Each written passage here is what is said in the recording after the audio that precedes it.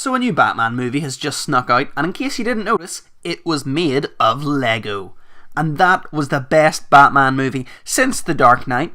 The Lego Batman movie is every bit as fun and charming as the Lego movie was, which is also incredible, and if you haven't seen it, fix that right now.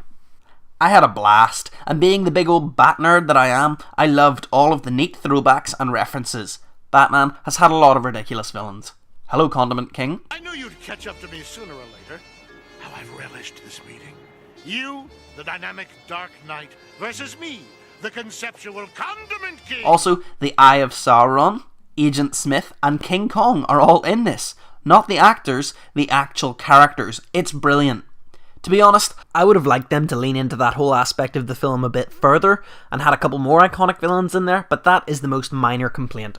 The story follows Batman as he faces his biggest fear, becoming part of a family again. He's helped along by a young orphan called Dick Grayson, whom he accidentally adopted. I thought I was being sarcastic. Hello, secret camera. His faithful British butler, Alfred Pennyworth, and the new police commissioner, Barbara Gordon. Having Barbara Gordon be the new police commissioner seemed strange. She could have played a similar part in the film while still being the commissioner's daughter, which is how it is in the comics, but that's fine. This is its own universe and therefore its own canon. They still ensure that she is a super cool badass.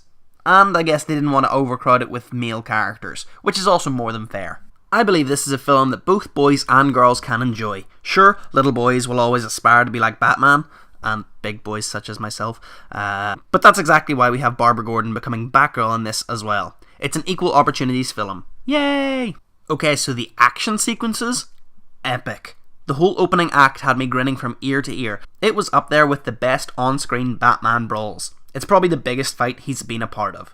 It also had like all of Batman's rogues gallery, which was a darn treat to see. The film is funny as hell, and I'm not going to spoil the punchlines and quips, but just listen out for the password to get into the Batcave.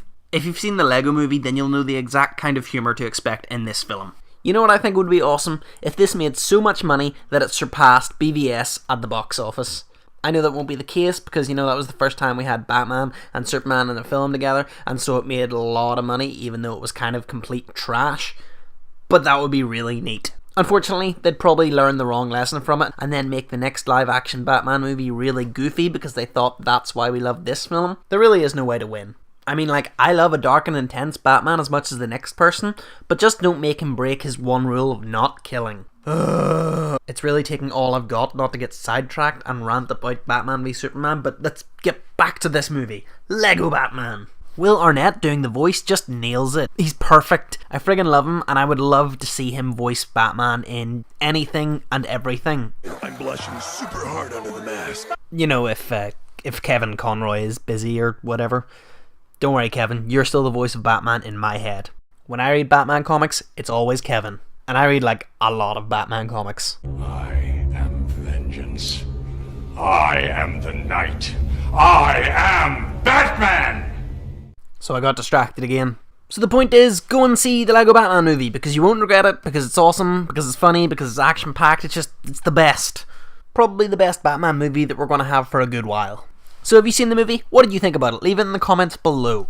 If you like this review, if you agree with this review, even if you disagree with this review, just leave a cheeky wee like anyway. Just like a passive-aggressive like. Wouldn't that be good? And then passive-aggressively subscribe to the channel for more geeky good stuff just like this.